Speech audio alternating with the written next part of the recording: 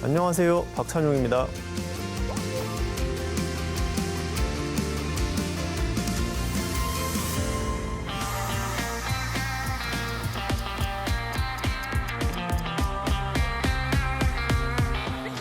바쁜 현대사회에서 시간은 무척 중요합니다. 시계의 역할을 스마트폰이 많이 대체했지만 여전히 사람들은 시계의 매력을 찾습니다.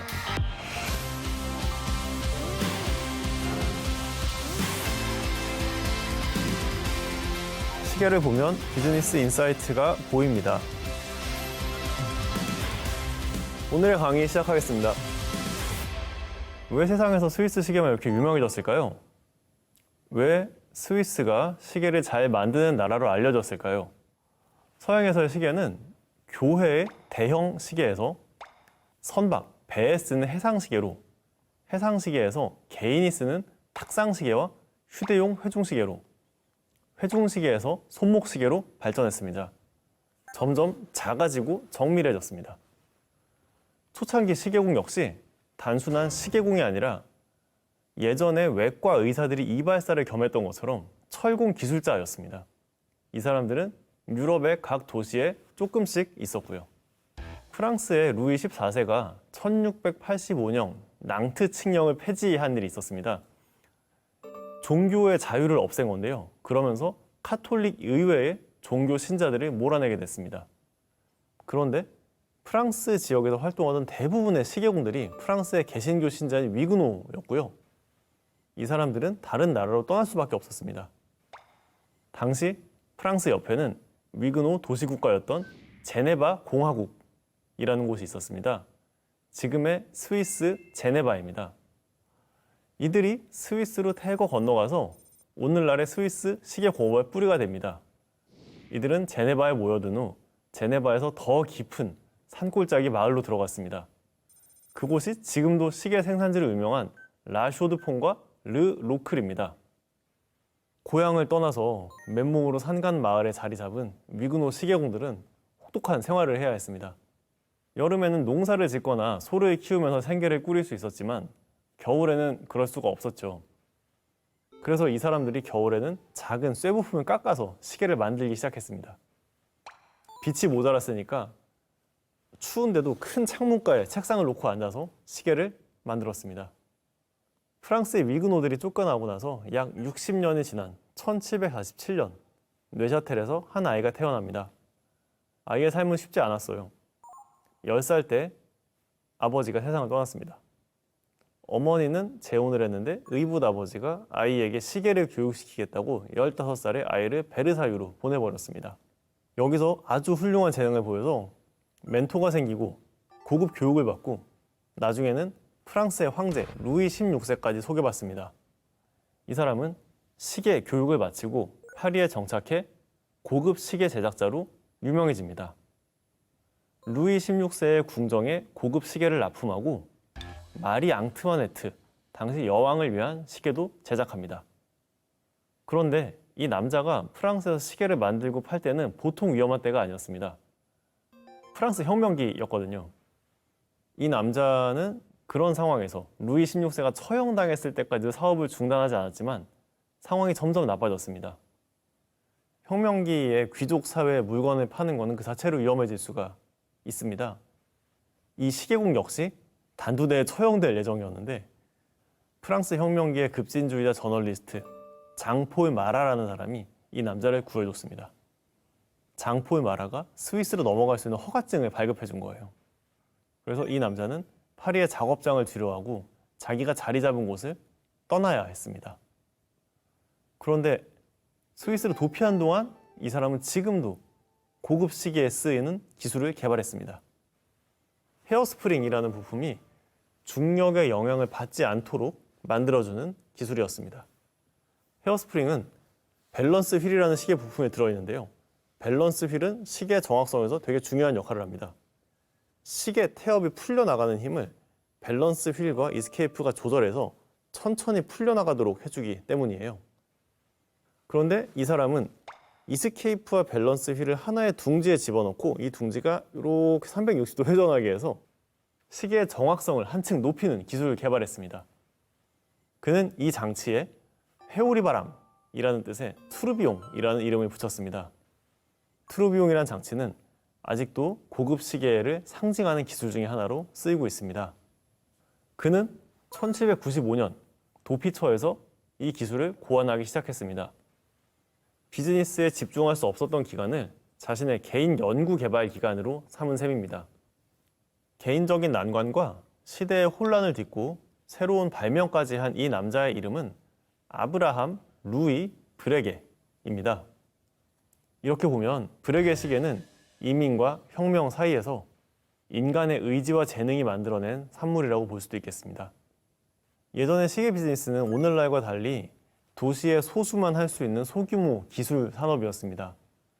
그런 상황에서 시계공은 단순한 기능공이 아니라 어떤 도시의 산업을 이끄는 사람들이었고요.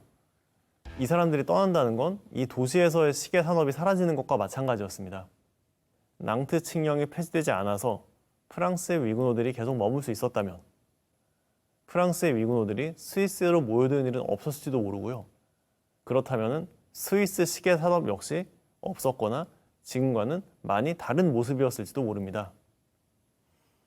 초창기의 시계 산업을 보면 비즈니스에서 인재 유치가 얼마나 중요한지, 그리고 산업이 지속적으로 발전하는 데 있어서 인재를 유지하는 게 얼마나 중요한 일인지 알 수 있습니다. 프랑스 출신 시계공들이 스위스를 계속 모여들면서 스위스 시계 산업을 키웠습니다. 프랑스의 위근호들이 스위스 시계를 발전시킨 전통이 아직도 이어지기 때문에 스위스 시계는 아직도 프랑스의 기운이 강한 편입니다. 그러나 스위스 시계는 프랑스인 혹은 프랑스어권 사람들만 키우지 않았습니다. 오히려 오늘날까지도 다양한 이민자들이 지속적으로 스위스 시계에 새로운 생명을 불어넣습니다. 스위스 시계 업계를 빛낸 여러 이민자 중에서도 아직까지 역사에 남은 두 이민자가 있습니다. 1839년 두 이민자가 제네바에서 시계회사를 하나 만들기로 했어요.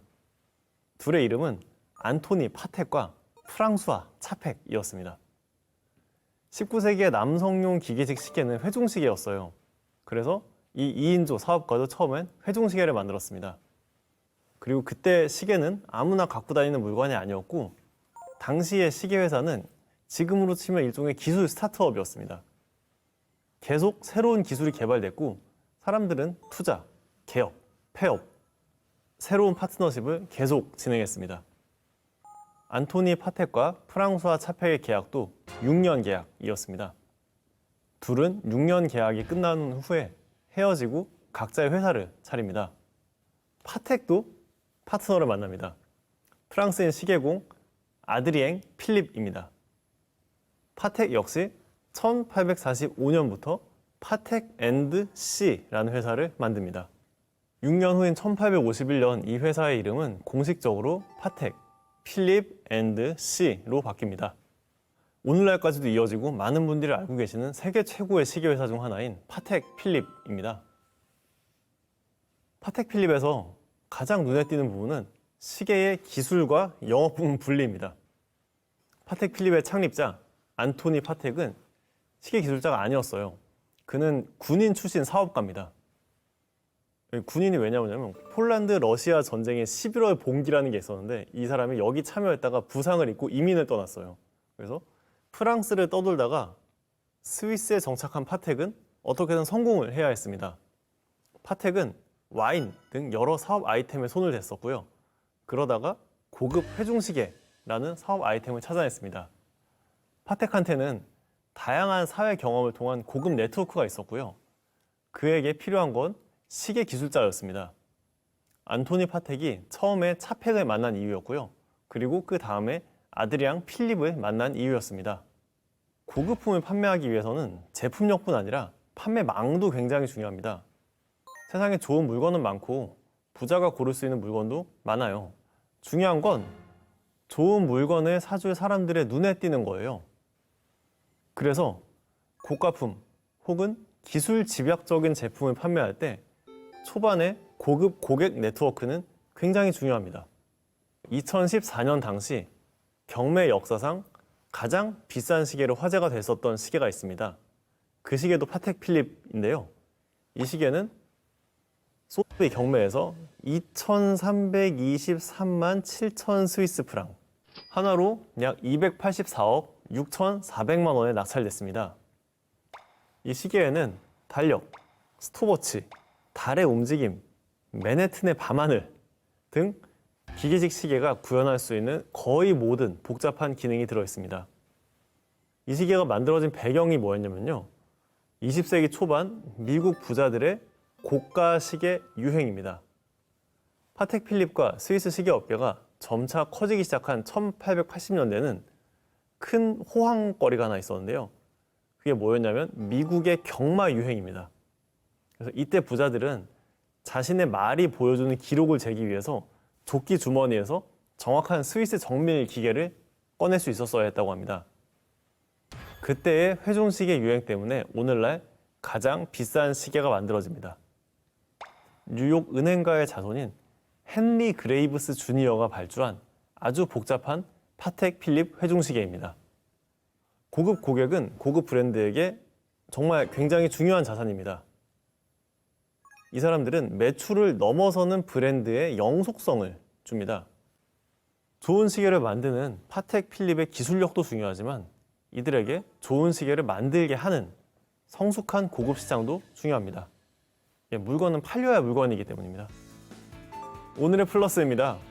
인적 다양성이 비즈니스의 활기를 부른다. 네, 지금 보신 것처럼 스위스 시계 업계에는 아주 다양한 사람들이 많이 모여들어서 점점 다양한 시계 업계를 이뤘습니다. 네, 프랑스와 스위스 권역에서 엔지니어들이 있었고요. 그리고 유럽 각국에서 온 사업가들이 있었습니다. 이 사람들이 각자의 자리에서 각자의 성공을 위해서 각자의 일을 열심히 해가면서 스위스 시계가 점점 기술적으로, 상업적으로 발전할 수 있었습니다. 네, 오늘 이야기 마치겠습니다. 감사합니다.